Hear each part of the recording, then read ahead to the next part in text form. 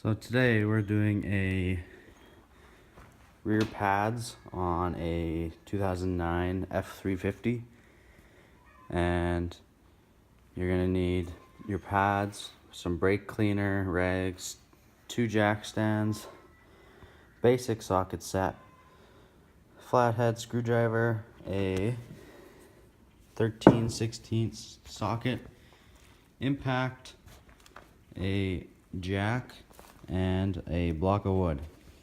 First, you're going to want to put your block of wood by the front tires, so when you lift up the back end it doesn't roll forward. So now you're going to want to take your jack and bring it underneath till you get to the underneath the rear diff. Try and get into the center.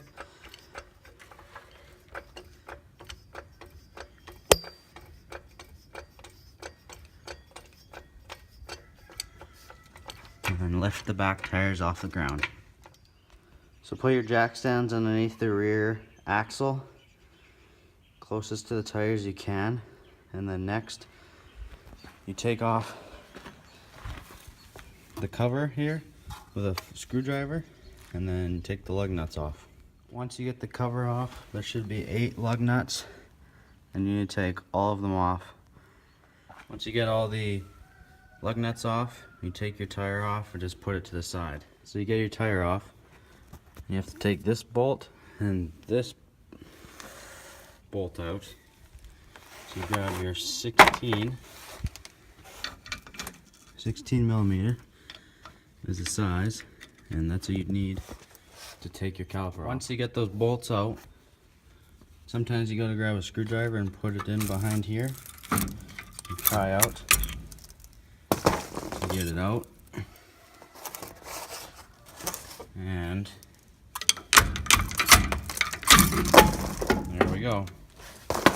So as you can see, this brake pad is fine, and there's no brake pad over here, which is wore down this rotor really bad. So we have to go get a new rotor. But put your tarp strap on here and hang your brake caliper up so it doesn't bend that brake line.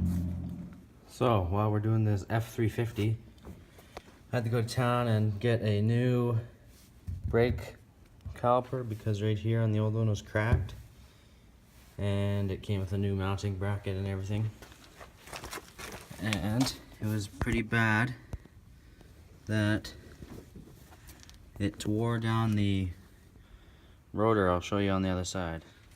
So this is what the rotor looks like on the back side. There was nothing left of the pad.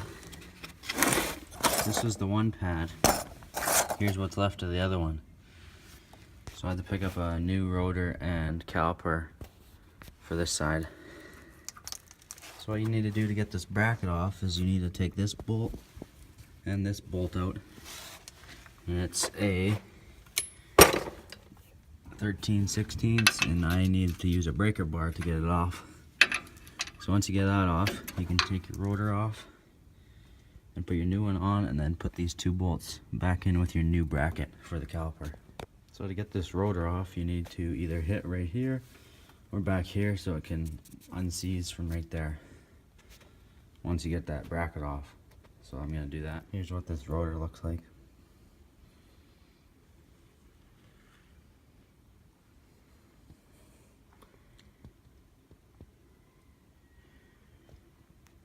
Now you need to clean this off with brake clean.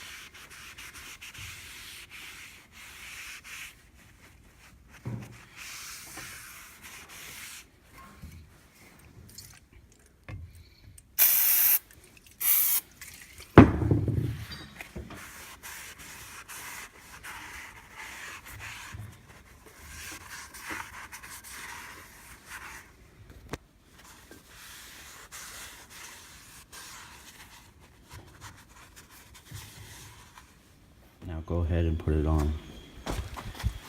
Right there. Now put your new caliper bracket on. Onto here. And here.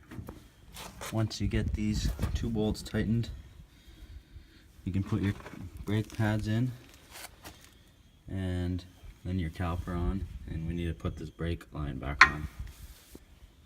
Okay, you need to put your clips on your pads, just like that, so that it fits down in there just right. I'll show you after it's done. So brake pads are installed, and they're on spring-loaded clips, so they kind of spring back when you let off the brake. So now you want to put your caliper on, and this, make sure these are good and sliding. You put your caliper on that bolt and that one, and then we need to do the brake line. We just had to do this because our caliper was wrecked and our rotor was wrecked, so we had to take it off and get a new one. Okay, so now you get your caliper on. You need to tighten up that bolt, and then we gotta take this plug out and put this back on. Pull that plug out with some pliers.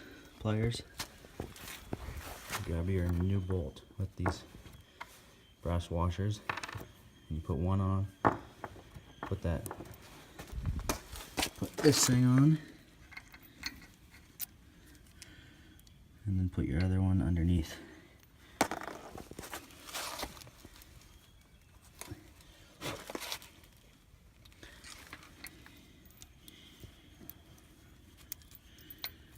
And then tighten it up.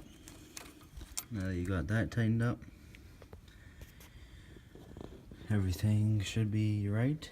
You need to open this up, and you'll need another person to help you bleed it.